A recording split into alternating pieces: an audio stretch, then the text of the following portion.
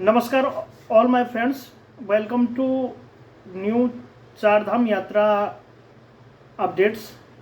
तो आप सभी भक्तजनों का बहुत बहुत स्वागत है। हृदय के अभिनंदन के साथ मैं स्वागत करता हूं। आज की चारधाम यात्रा का इंफॉर्मेटिव एक छोटी सी डॉक्यूमेंट्री बोले या वीडियो बोले या इंफॉर्मेटिव वीडियो बोले।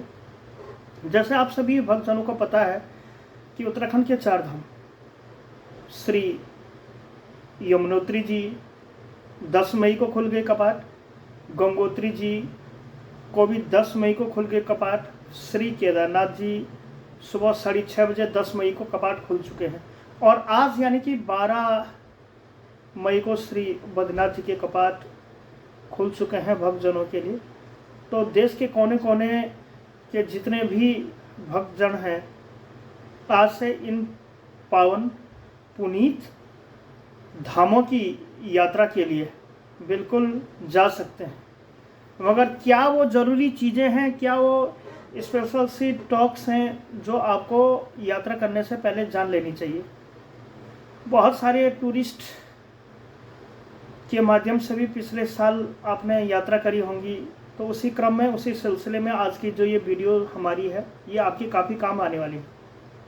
अगर आप उत्तराखंड जाए तो ज़रूर से जो है आप अपना रजिस्ट्रेशन करवा लें, जो कि उत्तराखंड टूरिज्म की वेबसाइट के माध्यम से होता है। उसके बाद अपना आधार कार्ड ज़रूर लेके जाएं, कहीं पर भी मांगा जा सकता है।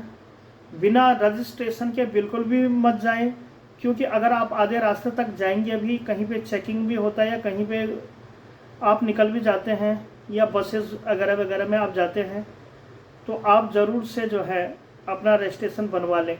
अदरवाइज़ इतनी भीड़ है जहाँ कोई हद ही नहीं। आधार कार्ड लेके जाएं, आधार कार्ड से आप पहचान कर सकते हैं, या फ़ोटो पहचान पत्र हो, पैन कार्ड, ड्राइविंग लाइसेंस जो भी है, पासपोर्ट्स हैं, इनके माध्यम से आप जा सकते हैं। तो आप उत्तराखंड में जाने के लिए सबसे पहले रजिस्ट्रेशन ज़रूर करवाएं, अपना डॉक्यूमेंट सारे रख के जाएँ। उत्तराखंड में शहरों के मुकाबले काफ़ी सर्दी है इन दिनों भी, हालांकि जहां मैदानी भाग इन दिनों काफ़ी तप रहे हैं, काफ़ी गर्म हो रहे हैं, तो इसी लिहाज से जो है उत्तराखंड में इन दिनों काफ़ी सर्दी है। सर्दी का आलम यह है कि आप अपने साथ गर्म जूते, कपड़े, केदारनाथ जैसे डेस्टिनेशन में जाने के लिए आपके पास छतरी लेके जाए, रेनकोट लेके जाए, गर्म वस्त्र, सूखे मेवे, पानी की बोतल ज़रूर रखें, क्योंकि अभी खबर सुनने में आ रही है कि कहीं कहीं होटल खुले हुए हैं, कहीं नहीं है। यमुनोत्री के रूट पर भी यही हो रहा है। अगर आप अपने पर्सनल व्हीकल से जाना चाह रहे हैं तो चाहे आपका प्राइवेट व्हीकल भी है उसका भी ग्रीन टैक्स ज़रूर बनवा लें। होटल में अगर आप पहले ठहरते हैं तो आजकल भीड़ भाड़ इतनी है कि अगर आपने पहले बुकिंग कराई होगी तो आपके लिए बढ़िया है, अदरवाइज़ आपको कमरे नहीं मिलेंगे। तो उत्तराखंड के चारों धामों के कपाट, जैसे कि मैंने आपको बताया कि यमुनोत्री, गंगोत्री, केदारनाथ के कपाट 10 मई को, तो वहीं श्री बद्रीनाथ जी के कपाट 12 मई 2014 आज सुबह खोल दिए गए हैं। अब उत्तराखंड में भीड़ भाड़ का काफ़ी आलम है। उत्तराखंड की जो डेस्टिनेशन है गढ़वाल रीजन में, यहाँ पे बहुत सारी भीड़ भाड़ आपको इन दिनों देखने को मिलेगी। आज का जो मेन मुद्दा है, हमारा जो टॉपिक है, वो है केदारनाथ में अव्यवस्थाएं। जैसे कि बहुत सारे यूट्यूबरों की मैंने ब्लॉग में देखा और बहुत सारे तीर्थ यात्रियों के उनमें वक्तव्य थे कि यहाँ पे ना तो खाने की व्यवस्था है ना ठहरने की व्यवस्था है। लोग बाहर में सोने को ठंडी में मजबूर हैं। हो सकता है कि इस सर्दी के कारण वहाँ पे किसी की मौत भी ज़रूर हो जाए, इसमें भी कोई बड़ा संदेह नहीं है, क्योंकि जब 15,000 लोगों की ठहरने वाली व्यवस्था में इन दिनों केदारनाथ में जब पहले दिन 29,000 लोग गए तो कैसा आलम रहा होगा, कैसा वहाँ पे प्रकृति को नुकसान पहुँचा होगा। हर जगह कूड़े के ही ढेर रहे होंगे, प्लास्टिक, गंदगी, क्योंकि लेटरिन बाथरूम की सुविधा तो वहाँ पे शायद उतनी थी नहीं, लेकिन नदी के किनारे ही उन्होंने हगा होगा। सही कह रहा हूँ, आप सभी लोगों को ये बात गलत लगेगी, लेकिन है कहीं ना कहीं ये सच बात। ना साला होटल की व्यवस्था, ना खाने पीने की व्यवस्था। शासन और प्रशासन के मद्देनज़र उनके घरों के सामने उन्होंने बड़ी बड़ी बोर्डिंग मशीनों से, एक्सीलेटर मशीनों से खुदाई कर दी थी। तो होटल व्यवसायियों ने वो होटल बंद कर दिए, चाहे ठहरने का होटल हो, चाहे खाने का रेस्टोरेंट हो। इसलिए यात्रियों में बड़ी ही अफरा तफरी मची। घंटों घंटों लाइन में लगे रहे, जब जाके 6-6 घंटे में उनका नंबर आया। तो मेरा कहने का मतलब ये है कि केदारनाथ जी के जो कपाट हैं, स्पेशली इस वीडियो बनाने का मेरा मेन मकसद यही है कि अभी दीपावली के भैया दूज तक श्री केदार धाम में आपको दर्शन होंगे। इतनी भीड़ भाड़ मत मचाइए, क्योंकि अभी तो स्टार्टिंग के दिन है, हर कोई तो वहीं जाना चाह रहा है। शिव भक्त के सैलाब के आगे भक्तों की व्यवस्था नहीं हुई, कोई व्यवस्था। यह तो यही वाली बात हो गई कि बीन भी बजे और लाठी भी ना टूटे। जून का महीना भी बाकी है, 15 जून के बाद बारिश आएगी। इन दिनों बरसात का तो मौसम है नहीं, लेकिन वहाँ बड़ी ही सर्दी हो रही है। केदार घाटी में इन दिनों बहुत ही भयंकर हेलीकॉप्टरों की आवाज़ सुनाई दे रही होगी, लेकिन वो भी 30 मई तक के लिए फुल है। जिसका रजिस्ट्रेशन पहले ही हो चुका है उसका तो ठीक है, बल्ले बल्ले। और रजिस्ट्रेशन जो ये यात्रा का जो रजिस्ट्रेशन है, जो उत्तराखंड टूरिज्म की वेबसाइट से होता है, उसके रजिस्ट्रेशन भी 30 मई तक के लिए फुल है। जब ऑनलाइन फुल हो गए तो फिर ऑफलाइन में आ गए। हरिद्वार ऋषिकेश में यात्री लोग घंटों तक परेशानी झेलते रहे। मात्र 2 काउंटर थे हरिद्वार में खुले, तो काफ़ी अव्यवस्थाएं हो जाती हैं।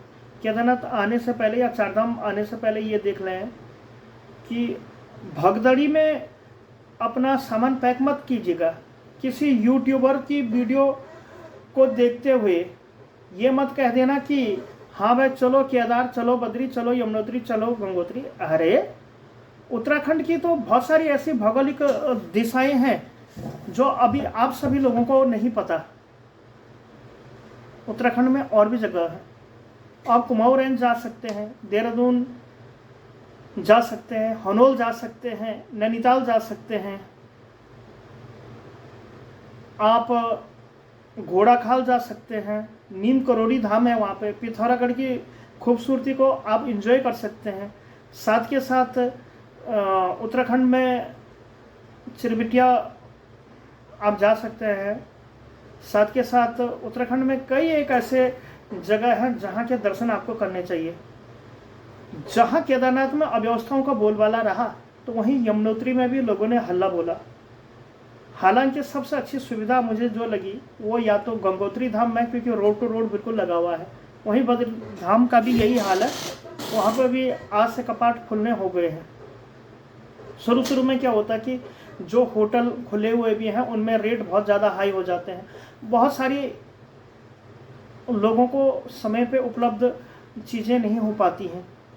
आप 15 दिन 20 दिन का टूर प्लान करके गए हैं और आपको फिर पता लगा कि अरे यार हम जाम में फंस गए, अरे यार यहाँ होटल पे भी खाने की व्यवस्था नहीं हुई। श्री केदारनाथ धाम में भी काफ़ी भंडारों का आयोजन किया गया, जिस मौके पे तीर्थ यात्रियों ने बढ़ चढ़ के हिस्सा लिया, लेकिन उसमें भी काफ़ी लंबी लाइनें। विविध प्रकार के यूट्यूबरों ने यह बताया कि केदारनाथ धाम में 3-3 किलोमीटर तक की भीड़ थी। हालांकि मैं भी अभी हाल ही में रिसेंट में श्री केदार से लौटा हूँ, तो मैंने देखा कि वहाँ पर बहुत भयंकर भीड़ थी। तो आप हड़बड़ी में ये कदम ना उठाएं। अभी अक्षय तृतीया के दिन यानी कि 10 मई को कपाट खोले हैं। भैया दूज तक यानी कि करीब मुझे ऐसा लग रहा है कि 1 नवंबर तक जो है श्री केदारनाथ जी के कपाट वहाँ पे खुलने वाले हैं। तो आप जाइए, आराम से जाइए। सितंबर अक्टूबर का प्लान बनाइए, क्योंकि जब बारिश थोड़ी सी ढील हो जाती है, आपको कैब भी सस्ती मिलेंगी। आपको जो प्राइवेट रूट की जो बसें हैं, चाहे हरिद्वार से लें, ऋषिकेश से लें, देहरादून से लें, आपको ये बिल्कुल सस्ती मिलने वाली हैं। होटलों में आपको बिल्कुल आसानी से रूम्स अवेलेबल हो जाएंगे, खाने पीने की आपको कोई प्रॉब्लम नहीं रहेगी, है ना। और आजकल जो घोड़े हैं, खच्चर हैं या हेलीकॉप्टर्स हैं या रूम्स हैं, ये यात्रा की भीड़ को निर्धारित करते हुए ही होते हैं। यानी कि आजकल काफ़ी आपको रेट मिलेगा, काफ़ी हाइक रेट मिलेगा। लेकिन जब सितंबर, अक्टूबर या फिर नवंबर का महीना होगा, हालांकि नवंबर 1 ही तक वहाँ पे, अक्टूबर का महीना हम उपयुक्त कर सकते हैं, क्योंकि फिर उत्तराखंड में बारिश आ जाती है, तो आप तब यात्रा कीजिएगा। जिस केदार धाम में 15,000 यात्रियों की रहने की व्यवस्था थी, वहाँ एक एक दिन में 30-30 हज़ार लोगों को कैसे जाने दिया जा रहा है। शासन प्रशासन के द्वारा भी इसमें कुछ अब अंकुश लिया जा रहा है। जो यात्री सड़क में लाइन में नहीं रहेंगे तो उन्हें शटल सर्विस में नहीं बैठने दिया जाएगा। केदारनाथ धाम का जो बेस कैंप पहले गौरीकुंड हुआ करता था 2013 की आपदा से पहले, लेकिन अब अभी जो प्रेजेंट में है ये है सोनप्रयाग तक ही आपको हरिद्वार ऋषिकेश से बसें मिलने वाली हैं। अगर आप केदार धाम पहुँचना चाहते हैं तो आपको हरिद्वार से सरकारी बसें, जिससे यूटीसी उत्तराखंड ट्रांसपोर्ट कॉरपोरेशन की बसेस आपको मिल जाएंगी, आपको वहाँ पर टैक्सीज मिल जाएंगी, आपको जीएमओ की बसें मिल जाएंगी, आपको टीजीएमओ की बसें मिल जाएंगी, आपको देवभूमि ट्रेवल्स के साथ साथ यातायात लिमिटेड की बसें मिल जाएंगी, आपको रूपकुंड पर्यटन एवं विकास समिति की बसें मिल जाएंगी। तो यही हाल ऋषिकेश का भी है, वहाँ पे प्राइवेट बसें भी मिलती है तो सरकारी बसें भी मिलती है। ऑनलाइन की अगर हम सुविधा की बात करें तो प्राइवेट बसों का जो ऑनलाइन का जो सिस्टम है वो रेड बस के साथ है। आप साथ के साथ पेटीएम में जा सकते हैं, अमेजन पे, जो भी आप यूपीआई यूज़ करते हैं जो ट्रस्टेड है, आप उनके माध्यम से बुक कर सकते हैं। साथ ही साथ अगर आप यूटीसी यानी कि उत्तराखंड ट्रांसपोर्ट कॉरपोरेशन की तरफ से जाते हैं तो वहाँ पे ऑनलाइन और ऑफलाइन दोनों प्रकार की जो है बसेस का बुकिंग का सिस्टम बना हुआ है। लेकिन ये बसें में भी आपको टिकट तो मिल जाएगा, लेकिन आपको रास्ते में अगर चेकिंग होगी, अगर आपका रजिस्ट्रेशन नहीं है तो आपका सारा व्यर्थ जाएगा, वो आपको जो है आगे बढ़ने ही नहीं देंगे। कई जगह चेकिंग पॉइंट्स बनाए गए हैं, जैसे शिवपुरी ऋषिकेश के पास हो गया, आपका जनासू हो गया श्रीनगर के पास, धारी देवी के पास, आपका रुद्रप्रयाग बाईपास, गुप्तकाशी कुंड बैराज के पास, जो कि उत्तराखंड के रुद्रप्रयाग डिस्ट्रिक्ट के अंतर्गत है। और जो मेन और लास्ट जो पड़ाव में रजिस्ट्रेशन की जो चेकिंग होती है केदारनाथ धाम की, वो होती है सोनप्रयाग में। तो इस हिसाब से आप अपना मन में एक चीज़ क्लियर कर दें कि अगर हमें कहीं पर भी यात्रा में जाना है उत्तराखंड आजकल, स्पेशल इन 4 धाम यात्रा के समय पे, तो आप जो है अपने साथ गर्म कपड़े, जूते, रजिस्ट्रेशन, छाता और रेनकोट लेके जरूर जाना। बहुत अच्छी बात रहेगी कि अगर आपने पहले ही ऑनलाइन होटल या खाने की व्यवस्थाओं को उन्हें पहले इत्तला कर चुके होंगे, हालांकि उस हिसाब से उसके रेट भी डिसाइड होते हैं।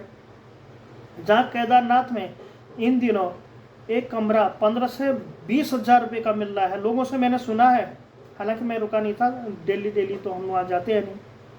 तो अगर आप बाद में जाएंगे तो वही कमरा आपको 1,000-1,200 या 2,000 रुपये तक का उपलब्ध हो जाएगा। हालांकि हाइट पे भी है, चाय भी बड़ी महंगी मिलती है, मैगी भी बहुत महंगी मिलती है, खाने पीने की जो वो सुविधाएं हैं उतनी हाइट यानी 14,000 फुट की ऊंचाई पे उपलब्ध कराना किसी महाभारत से कम नहीं है। तो इसीलिए मेरा आप सभी प्रदेशवासियों से, सभी देशवासियों से, सभी दुनियावासियों से ये अपील है, ये विनम्र निवेदन है कि अगर आप उत्तराखंड के इन पावन पुनीत 4 धाम यात्रा का स्वाद लेना चाहते हो तो आजकल आप बिल्कुल भी मत जाना, आजकल बिल्कुल भूल कर भी मत जाना, क्योंकि एक तो रेट ज़्यादा, अगर आप लिमिटेड छुट्टी लेके गए हैं तो आपके सारे के सारी छुट्टियाँ ध्वस्त हो जाएंगी, नाश हो जाएगा उन छुट्टियों का।